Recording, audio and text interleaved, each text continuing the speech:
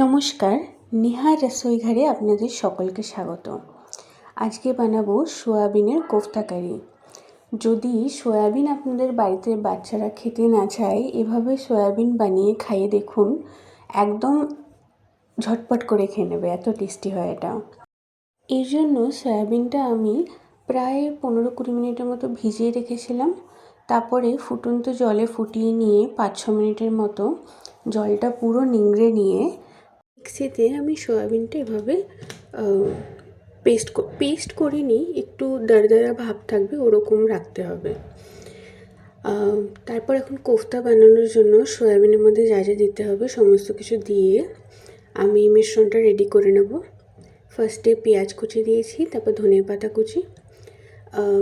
আদাটা আমি এভাবে করে রেশায় কুচিয়ে দিচ্ছি, তার কারণ অনেকে আদা মুখে পড়লে ভালোবাসে না, তো পেস্ট দেওয়াটা থেকে আমার মনে হয় কুচি একদম মিহি করে দেওয়াটাই বেটার। গুঁড়ো মশলায় আমি হলুদ গুঁড়ো, লঙ্কা গুঁড়ো, জিরে গুঁড়ো, ধনে গুঁড়ো আর সামান্য একটু গরম মশলা দেব। স্বাদ অনুসারে লবণও দিয়ে দেবেন। এখানে আমি 2 চামচ কর্নফ্লাওয়ার আর 1 চামচ ময়দা ব্যবহার করছি। আপনারা চাইলে বেসন দিয়েও করতে পারেন। এবার সমস্ত কিছু ভালো মতো মিশিয়ে এটা সাইড করে রেখে দেব। সব কিছু ভালো মতো মিক্স করে নেবেন, একটু সময় লাগবে।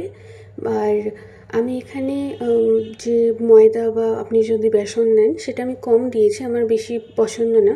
আপনারা চাইলে একটু বেশিও দিতে পারেন।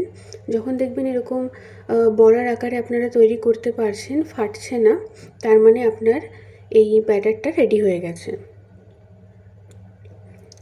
এবার কড়াইয়ে তেল গরম করে কোফতাগুলো ভেজে নেব। আমি জানি কোফতা গোল শেপের হয়, আমি এখানে একটু চ্যাপ্টা করছি। আমি চ্যাপ্টাই করি, আমার কেন জানি না মনে হয় যে চ্যাপ্টা করলে এটা সহজে ভেঙেও যাবে না রান্না করার সময়, আর এর ভিতরে যে ঝোলের যে মশলাটা ওটাও খুব ভালো মতো ঢুকবে। 2 পিঠ ভালো মতো ভেজে নিয়ে তারপর আমি এখানে কোফতাগুলো তুলে নিচ্ছি।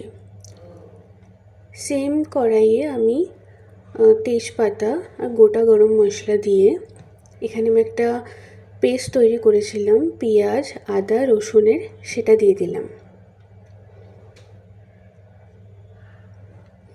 তারপরে এখানে আমি লবণ দিচ্ছি।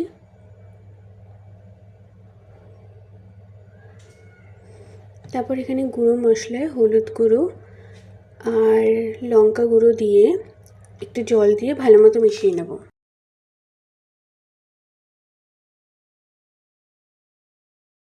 কোফতা কারির আমি এখন কারির যে মশলাটা রেডি করছি সমস্ত কিছু দিয়ে, এটা কিন্তু ভালো মতো কষাবেন। যত ভালো কষাবেন তত বেশি টেস্ট হবে। হলুদ, লঙ্কার গুঁড়ো, আদা রসুন বাটা ওসবের গন্ধটা কেটে গেলে আমি এখানে টমেটো বাটা দিয়ে 2টো টমেটো বাটা দিয়েছি আমি এখানে, দিয়ে ঢেকে নিয়েছিলাম। তারপরে যখন টমেটোর কাঁচা গন্ধটা কেটে যাবে, এখানে গুঁড়ো মশলায় আমি ধনে গুঁড়ো আর জিরে গুঁড়ো ব্যবহার করেছি। একটু ঢেকে রান্না করবেন, তারপর আবার ভালো মতো আঁচটা বাড়িয়ে নিয়ে ভালো মতো কষিয়ে নেবেন। এখানে আমি 5-6টার মতো কাজু বেটে দিয়েছি।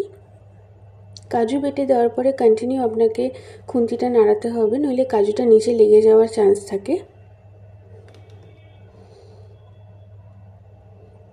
দেখুন একদম কষে গেছে ভালো মতো আমার মশলাটা। এবার আমি জল দিয়ে দেব। জল দিয়ে এখানে আমি ধনেপাতার ডাঁটিটা কুচি করে দিলাম। ধনেপাতার ডাঁটি কুচি আগে দিয়ে আপনি যদি মশলার সাথে ভালো মতো মিশিয়ে নিন, তাহলে খুব ভালো একটা গন্ধ আসে। এবারে পরিমাণ মতো জল দিয়ে জলটা ফুটে এলে আস্তে আস্তে একে একে কোফতাগুলো দিয়ে দেবেন।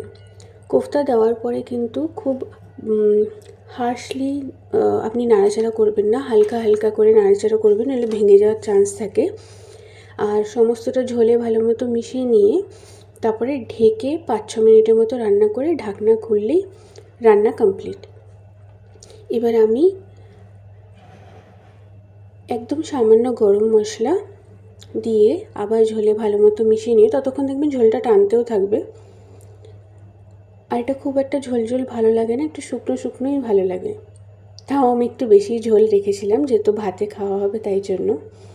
আর এখানে আমি 1.5 টেবিল স্পুনের মতো ক্রিম দিয়ে দিচ্ছি। আমি কিন্তু ক্রিম দেওয়ার আগে গ্যাসটা বন্ধই করে দিয়েছিলাম। ক্রিমটা পুরো মেশাবেন না, এরকম ওপরে ঝোলের মধ্যে মিশিয়ে ব্যাস রেডি কোফতা কারি। রান্নাটি ভালো লাগলে অবশ্যই চ্যানেলটিকে সাবস্ক্রাইব করে দেবেন। দেখা